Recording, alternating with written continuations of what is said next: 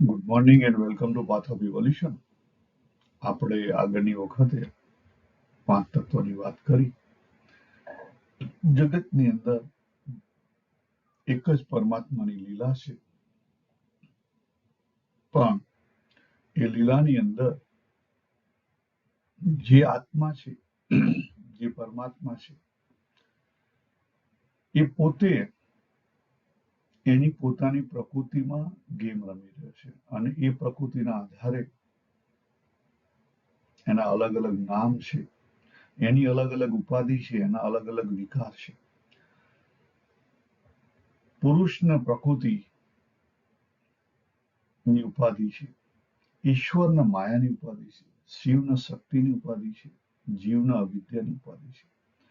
હું જીવ મારી જાતને કહેવાતો હોઉં તો મારે મારી અવિદ્યા છે, એ જે ઉપાધિ છે, એમાંથી જે વિકાર ઉભા થયા છે, એ વિકાર ઉપાધિ ખોટી છે? ના, ખોટી નથી. દાખલા તરીકે હું અને શિલ્પા આ સંસારમાં ભેગા થયા તો એ ખોટું છે? ખોટું કઈ નથી. તો શું કરવાનું છે? અમારે બંને ડાન્સ એ રીતે કરવાનો છે કે ડાન્સ લયમાં રહે, અને જીવનની જે ખૂબી છે, ભગવાને લીલા કેમ કરી, ખૂબી એ જીવન જીવવા માટે, એમાંથી અનુભૂતિ કરવા માટે, ડિફરન્ટ એક્સપિરિયન્સ લેવા માટે. તો આ વસ્તુ સમજવાની છે.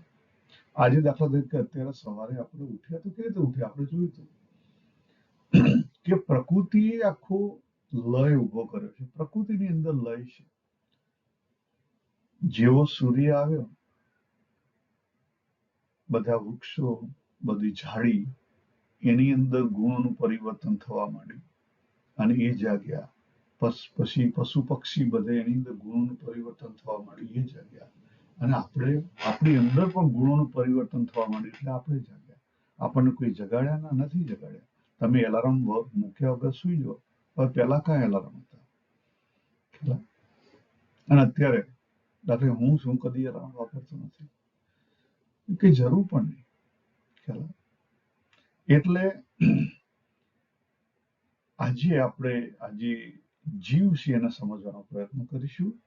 પણ એ ઉપર જઈએ પહેલા ભગવાને જે સરસ વાત કરી છે 15મા અધ્યાયમાં, 15, 16 ને 17, ત્રણ બહુ અગત્યના શ્લોક છે. 15મો શ્લોક એવું લાગે કે ભગવાને પરમાત્મા વિશે વાત કરી છે. યસ, તમે પરમાત્મા ઉપર પણ લાગુ કરી શકો, પણ પરમાત્મા ઉપર લાગુ કરવાથી આપણને કોઈ ફાયદો નથી. કારણ કે કોઈ પણ વસ્તુ સ્પિરિચ્યુઆલિટીમાં મારે ભ્રમરૂપ થવું હોય તો મારી ઉપરથી શરૂ કરવું પડે. હું જ્યાં ઉભો હોઉં ત્યાંથી શરૂ કરવું પડે. મારે દાખલા તરીકે અહીંયા હું બ્રિસ્બેનમાં છું, મારે ગોલ્ડ જવું હોય તો અહીંથી જ શરૂ કરવું પડે. હું બીજેથી શરૂ કરું ચાલે નહીં. ખ્યાલ આવ્યો? તો એ વસ્તુ આપણને પોતાને પણ લાગુ પડે છે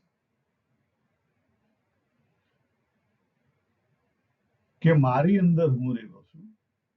સ્મૃતિ, જ્ઞાન, અપોહન, એટલે 3 અવસ્થા જે આપણે વાત કરી. દિવસ, વેકિંગ, ડ્રીમિંગ અને સ્લીપિંગ, 3 અવસ્થા. જ્ઞાન એટલે વેકિંગ, સ્મૃતિ એટલે ડ્રીમિંગ, અને અપોહનમ, અંધકાર, ડીપ સ્લીપ. જ્યાં શું નથી હોતું? જે પરાશી, જે ચૈતન્યની ચેતના છે, એ પાછી શાંત થઈ જાય છે બહાર. પણ કેવી રીતે થઈ ગઈ? એ ગુણના પરિવર્તનના કારણે જે ટૂલ મળેલા હતા, પ્રકૃતિના ટૂલ આપણને મળેલા છે, એ શાંત થઈ ગયા. તો ચેતના ત્યાં છે, હાજર છે, પણ વહેતી બંધ થઈ ગઈ. ખ્યાલ આવે? આપણા ટૂલ જે છે એના કારણે જે વહેતી હતી, ગુણનું પરિવર્તન હતું, એ બદલાણું. ખ્યાલ આવે તમને? તમે જો ડીપ સ્લીપમાં તમે કેવી રીતે જો છો? ગુણ ખેંચી જાય છે. ગુણ તમને તમો ગુણમાં લઈ ગયા, તમને સ્લીપ, ઊંઘ આવી, અને ધીરે ધીરે ધીરે ધીરે તમારું બોડીએ તમારી ચેતનાને છોડી દીધી. કઈ ચેતના? તમે જે પકડેલી હતી એના, ચૈતન્યની ચેતના, એટલે વન ઇન્ડિવિડ્યુઅલની. તરત જ નીચે ગયા, બરાબર.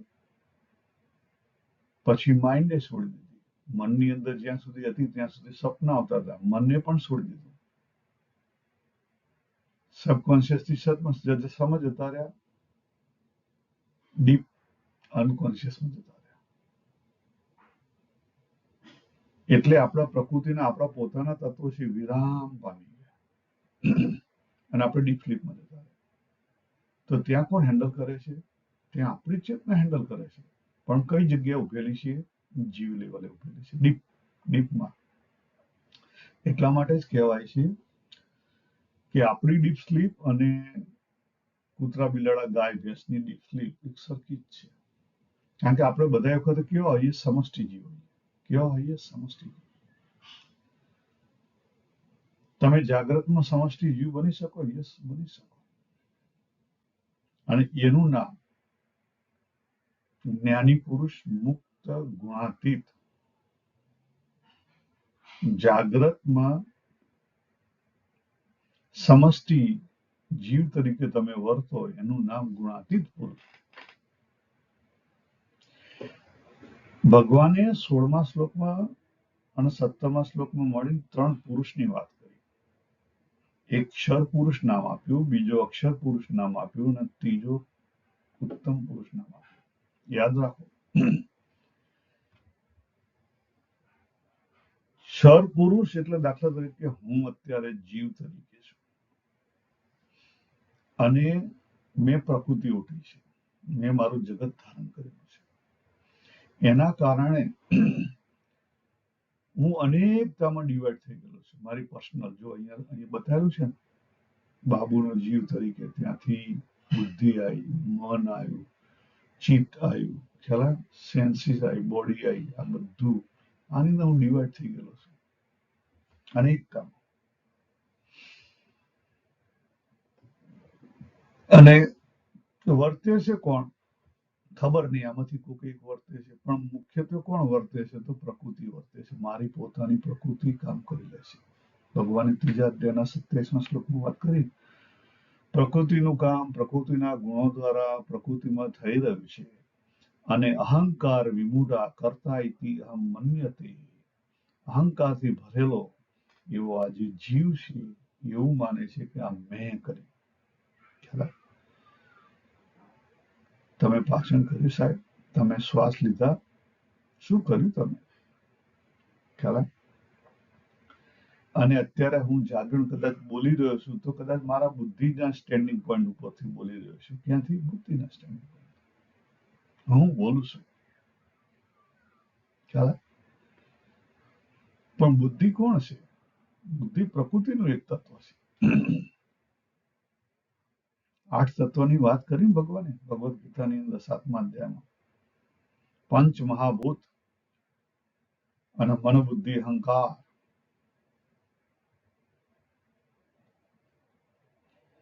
તો જેણે ક્ષરને મહત્વ આપેલું છે, જે અક્ષરને ઓળખી નથી શક્યો હજી સુધી, એનું રિયલાઇઝ નથી થયું, એ ક્ષર પુરુષ.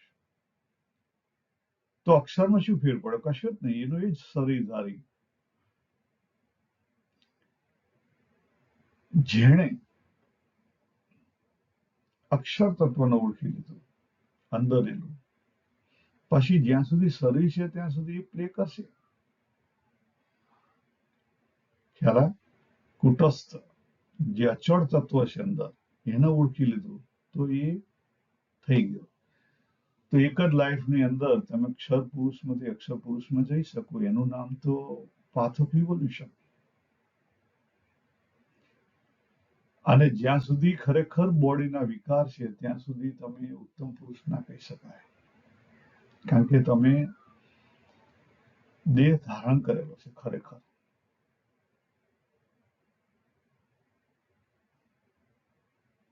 પણ ઉત્તમ પુરુષ પણ એક છે, પ્યોર કોન્શિયસનેસ. ખ્યાલ? એટલે અક્ષરથી પણ તમારું જ્યારે તમે એની અંદર વિલીન થઈ જાઓ ત્યારે એક જ ચેતન તત્વની અંદર તમે વિલીન થઈ ગયા, તમારું કોઈ અસ્તિત્વ ના રહે, હું પણ કોઈ રહ્યું નહીં. ત્યારે તમે ઉત્તમ પુરુષમાં પહોંચી ગયા. એનો ભાગ થઈ ગયા. આજે આપણે આ જે સ્ક્રીન છે એને થોડુંક સમજવાનો પ્રયત્ન કરીએ કે જે આપણે વાત કરી હતી કે જીવ આખું બ્રહ્માંડ બે તત્વનું બનેલું છે, મિક્સચર ઓફ પર અને પરા, મિક્સચર ઓફ પુરુષના પ્રકૃતિ. પુરુષ એ તત્વ છે, પુરુષ એટલે મેલ નહીં, ફરી યાદ દેવા. કોઈ પણ ફિમેલ હોય એની અંદર પુરુષ અને પ્રકૃતિ હોય, કોઈ પણ મેલ હોય એની અંદર પણ પુરુષ પ્રકૃતિ હોય. આખું બ્રહ્માંડ છે એની અંદર પુરુષ અને પ્રકૃતિ રહેલા છે.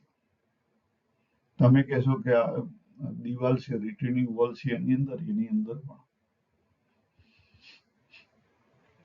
અને દરેક વસ્તુ જ્યાં દેખાય છે ત્યાં ક્ષર પુરુષ છે. શું છે? ક્ષર પુરુષ. એનું ખવાણ થઈ રહ્યું છે. તમે જો મકાન છે કદાચ 50-100 વર્ષ ચાલશે, કોઈ ડુંગર છે તો કદાચ 1000 વર્ષ ચાલશે, પણ એની અંદર ધીરે ધીરે ધીરે ધીરે બદલાઈ રહ્યું છે, કારણ કે એમાં ગ્રોસ ફેક્ટર વધારે છે. ગ્રોસ ટુ સટલ જવાનું, ગ્રોસ ફેક્ટર એમાં વધારે છે. એનો બદલાવ ધીરે આવે, સટલનો બદલાવ ઝડપથી આવે, પણ બદલાવ થઈ રહ્યો છે. આજે આપણે જોઈ લઈએ કે યુનિવર્સ બે એલિમેન્ટનું બનેલું છે, પુરુષ અને પ્રકૃતિ. ભગવાને 7મા અધ્યાયના 6ઠ્ઠા શ્લોકમાં વાત કરી, જો અહીંયા મેં લખેલું છે કે આખું જે સંપૂર્ણ પ્રાણી માત્ર છે બધા શનાથી આ બે જે પ્રકૃતિ કીધી ભગવાને પરા અને પરા એના સંયોગથી બનેલા છે. 13મા અધ્યાયના 20મા શ્લોકમાં પણ એ જ વાત કરી, અને એથી વિશેષ 13મા અધ્યાયના 20મા શ્લોકમાં એક વાત કરી જે આપણને બહુ લાગુ પડે. અહીંયા સમજી લો કે કાર્ય અને કારણ એને લઈ અને પ્રકૃતિ રન થઈ રહી છે. શું થઈ રહી છે? પ્રકૃતિ ચાલી રહી છે. એનો લય એના કારણે છે. પણ જે પુરુષ તત્વ અંદર રહેલું છે, એટલે કે આપણે જે માનીએ છીએ જીવ તરીકે, જીવ એ આપણે માની લીધેલું છે, ભોગતાપણું માની લીધેલું છે. એના કારણે આપણે સુખ દુઃખનો અનુભવ થાય છે. આગળ ભગવાને ચોખ્ખી વાત કરી આપી, જો 13મા અધ્યાયના રાઈટ હેન્ડ સાઈડમાં લખ્યું, 13મા અધ્યાયના 3જા શ્લોકની, કે આખું જગત છે એની અંદર એક જ આત્મા છે, એની અંદર એક જ પ્રકાશક છે, એની અંદર એક જ નોવર છે. આપણું જન્મ મરણ જો તમે માનતા હો તો ખરેખર તો નથી, જીવન છે, જન્મ મરણ નથી. જન્મ મરણ ઇઝ અ પાર્ટ છે, એક ચેન્જ છે, બીજું કઈ નથી. આપણે રોજે રોજ ચેન્જ થઈ રહ્યો છે તો એક મોટો ચેન્જ છે. That's all. એવરી સેકન્ડ આપણા બોડીની અંદર અનેક સેલ જન્મે છે અને અનેક સેલ મરે છે. દરરોજ સવારે ઉઠીએ ત્યારે આપણે જીવીએ છીએ, હાજે ડીપ સ્લીપમાં જઈએ ત્યારે મરીએ છીએ. એટલે આ વસ્તુ કેવી છે? સાયકલ છે, ચાલ્યા કરે છે. તો આ જે દેહની અંદર બાબુ આવ્યો એ પણ એક સાયકલ છે, જીવન છે. મેઇન વસ્તુ શું છે? જીવન છે. જીવ પણ કેવો અધૂરું છે, જીવન છે. બરાબર. જો ભગવાને કારણ બતાવ્યું 13મા અધ્યાયના 22મા શ્લોકમાં, કે ગુણોના સંગના કારણે આ જે જીવ છે એ જન્મે તો છે પણ એની કોટી પણ બદલાય છે, ઉપર નીચે થાય છે. તમે જેવા ભાવથી જે વસ્તુ પકડી છે એ ભોગવવા જશો, કારણ કે તમે ભગવાન છો, તમને કોઈ રોકી ના શકે. તમે પકડ્યું છે, તમારે ભોગવવું પડશે. સિમ્પલ.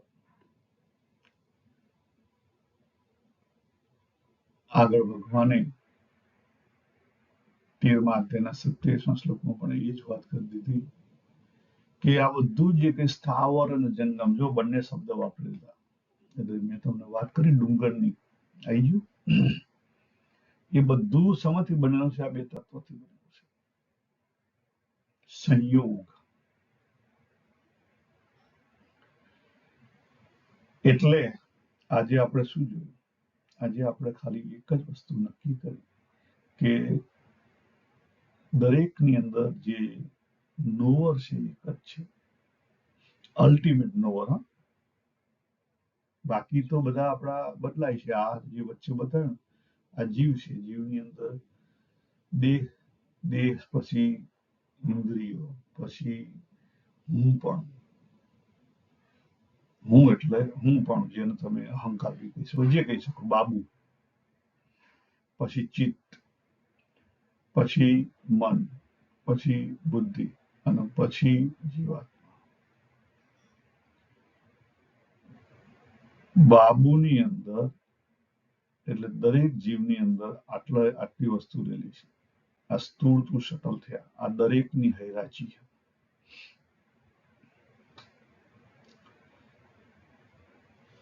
અને જે કંઈ દેખાય છે એ ક્ષણું છે પ્રકૃતિનું. જે નથી દેખાતું અંદર છેલ્લે રહેલું છે એ કોણ છે? ચૈતન્ય. એની ચેતના બધામાંથી પ્રકાશી રહેલી છે. ચૈતન્યની ચેતનાને લઈ અને પ્રકૃતિ ડાન્સ કરી રહી છે. એનું નામ જ પ્રકૃતિ. ચેતનાનું જે ડિફોર્મેશન થયું એનું નામ જ પ્રકૃતિ.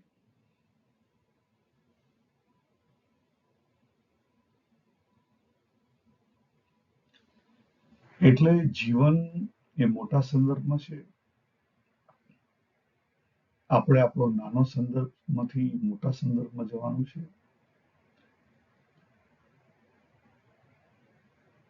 તો આપણે અહીંયા પૂરું કરીએ. આગળ આપણે જોઈશું કે આ જે જીવ છે, ચૈતન્યની ચેતના, એમાં પણ આપણે ઘણા બધા શબ્દો વાપરીએ છીએ, બરાબર? અને ઘણા બધા લોકો ઘણી બધી વાતો કરે છે કે બે આંખની નીચે જે ત્રીસરી આંખ છે ત્યાં આપણો આત્મા રહેલો છે. આત્માની વાતો કરે છે. કેટલાક કે ત્યાં જીવ રહેલો છે, કેટલાક કે એથી અંદરની સાઈડમાં પિનિયલ ગ્લેન્ડ છે ત્યાં રહેલો છે, ખ્યાલ? કેટલાક કે ના ના ગટ ફિલિંગ ઇઝ બેટર. એ પ્રશ્ન આપણે નેક્સ્ટ ટાઈમ જોઈશું. આપણે અહીંયા પૂરું કરીએ. સર્વેને જય શ્રી કૃષ્ણ. હરિ ઓમ તત્સત.